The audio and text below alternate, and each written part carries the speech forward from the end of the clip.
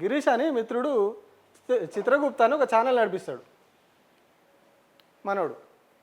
కొద్ది రోజులుగా ఆయన ఏం చేస్తూ ఉన్నాడు, ఇప్పుడు కేంద్ర మంత్రి ఉన్నటువంటి బండి సంజయ్ ఎవరైతే ఉన్నారో ఆయన మీద ఆయన చేస్తున్నటువంటి పనులు, ఆయన వైఫల్యాలు, ఆయన అసలు పార్టీ అధ్యక్ష పదవిలో ఉండి ఇన్ని రోజులు ఏం చేసినాడు గతంలో, ఇప్పుడేం చేస్తూ ఉన్నాడు, కొన్ని గ్రూపులను ఎట్లా గ్రూప్ రాజకీయాలు తయారు చేసినాడు బీజేపీలో, అవన్నీ కూడా ఎక్స్ప్లెయిన్ చేస్తూ ఉన్నాడు.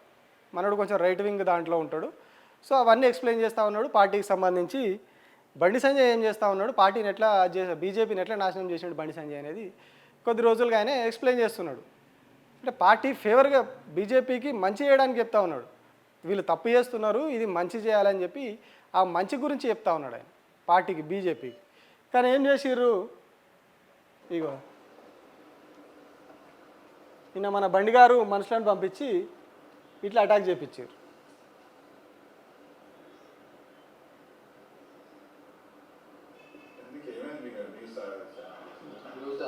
ఎంతమంది వచ్చారు చూడు.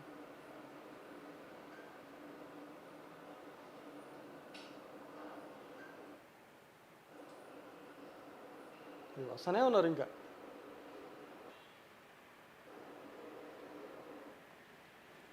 మరి నేనేం చేసిండు, నిజంగానే బండి సంజయ్ ఏం చేసిండు, నాది కరీంనగరే, మా ఎంపీనే ఆయన. కరీంనగర్లో ఆర్ఓబి ఉంటుంది ఒకటి, రైల్వే ఓవర్ బ్రిడ్జ్, ఎప్పుడో జమాన్లో మొదలుపెట్టారు. మరి నా గత 5 ఏళ్ళు, ఇప్పుడు 6 సంవత్సరం అవుతుంది ఆయనే ఎంపీగా ఉన్నాడు.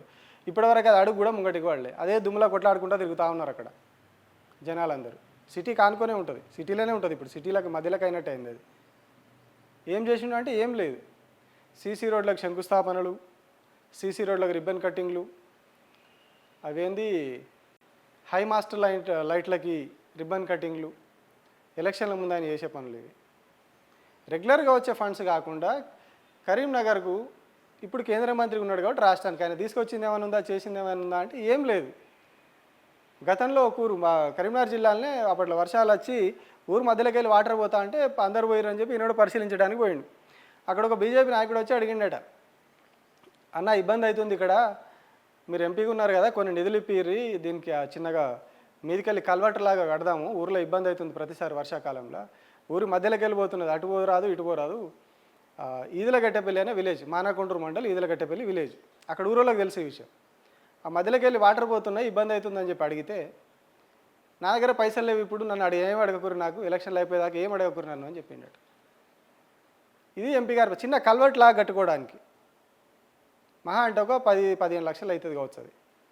దానికి కూడా నా దగ్గర పైసలు లేవు నన్ను అడగకు. బీజేపీ అక్కడ ఉన్నటువంటి లోకల్ బీజేపీ వార్డు మెంబరే పోయి అడిగిండట, అడిగితే పైసలు లేవు నా దగ్గర అని చెప్పి చెప్పిండట. మరి ఇక చూడడానికి ఎందుకు పోయినట్టు అక్కడికి, మరి ఇక చేసింది ఏంది, ఈయన ప్రజలకే కాదు ఎంపీగా ఉండి పార్టీకి కూడా ఏం చేస్తలేడు, పార్టీని నాశనం చేస్తున్నాడు అని చెప్పేసి ఈ మిత్రుడు ఆ వాస్తవాలన్నీ చెప్తా ఉన్నాడు గిరీష్.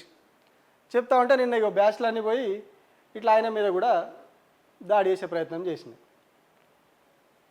సో ఎట్లా ఎవరు వాయిస్ రేజ్ చేస్తే దాన్ని సప్రైజ్ చేయడం, తొక్కేయడం, ఇవన్నీ కూడా ప్రభుత్వానికి కామన్గా రెగ్యులర్గా అలవాటు అయిపోయింది.